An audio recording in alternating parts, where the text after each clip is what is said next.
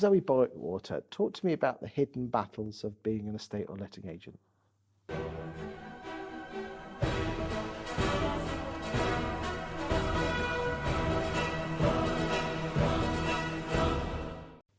I think it's not necessarily about the hidden battles of being an estate or letting agent. It's, I think, the hidden battles that we all face on a daily basis.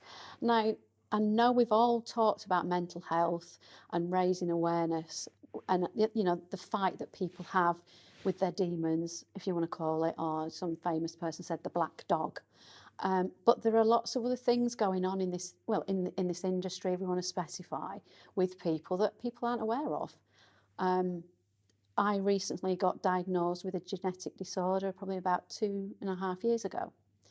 And it's been very, very difficult to be your own boss and deal with that.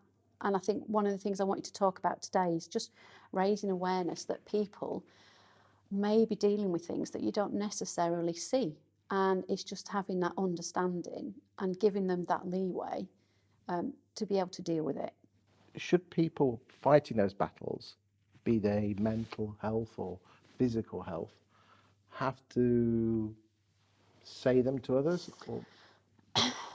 It's a very difficult one, because I was thinking about this when we talked about what we should talk about.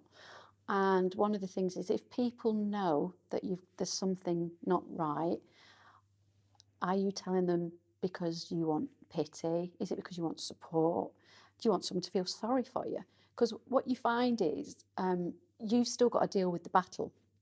And I think the reason that I wanted to talk about this today is not necessarily for any sympathy or any sort of, oh, poor Zoe or whoever. It's more that accept that there are people that may need that little bit extra support. For example, when I first got diagnosed, I had to go for treatment once a week for 3 months. Now, I was very fortunate that I'm my own boss and I could take time out. So it's more as an employer, if you see one of your staff going through something, is to just ask them, is everything okay? And give them that additional support that they might need, and understand that some days may be more difficult than others. Like, for example, I suffer severely with fatigue, which some days means I really struggle to get out of bed, but I do, I keep going.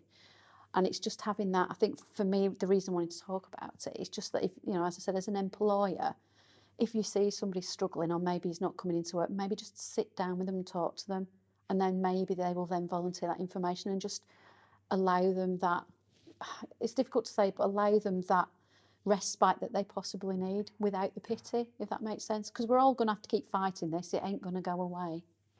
Thank you for your time today. No worries.